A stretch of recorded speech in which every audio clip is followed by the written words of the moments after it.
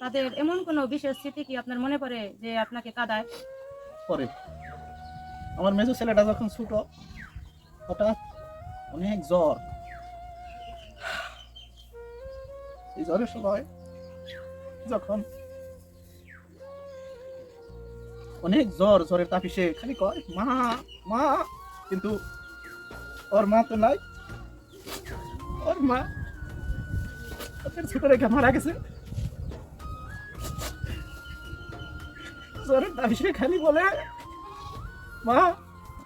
তখন আমি বলছিলাম যে বাবা, আমি তোমার মা। আর আমার ছোট ছেলেটা অন্ধকারে খুব ভয় পাইতো। অন্ধকার হইলেই সে বলতো বা আমার অন্ধকার ভালো লাগে না, তাই আমি সবসময় বাতি জ্বালাই রাখতাম। এই স্মৃতিগুলো আমার সবসময় আমার কাদায়। ঠিক আছে দাদা, আপনি কাঁদবেন না। আপনি কি আপনার ছেলে মেয়ের উদ্দেশ্যে কিছু বলতে চান? কারণ এই ভিডিওটাতে সারা বাংলাদেশের মানুষ দেখবে। আমার ছেলে মেয়ে, দুই ছেলে লন্ডনে, এক মেয়ে প্যারিসে থাকে। তো ওদের উদ্দেশ্যে বলতে চাই যে আমি ওর বাবা এখন বেঁচে আছি।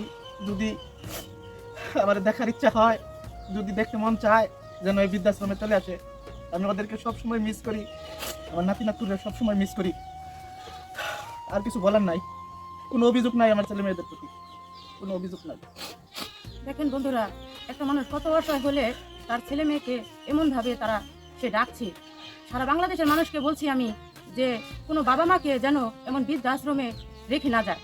যত কষ্টই হোক, সন্তানের মতন জানি তারা বাবা মাকে কাছে আগলে রাখে। আপনারা এই ভিডিওটা দেখবেন, সবাইকে দেখার সুযোগ করে দেবেন এবং লাইক কমেন্ট করে দিবেন ভালো লাগলে। আজকের জন্য এখানেই বিদায়। আল্লাহ হাফেজ।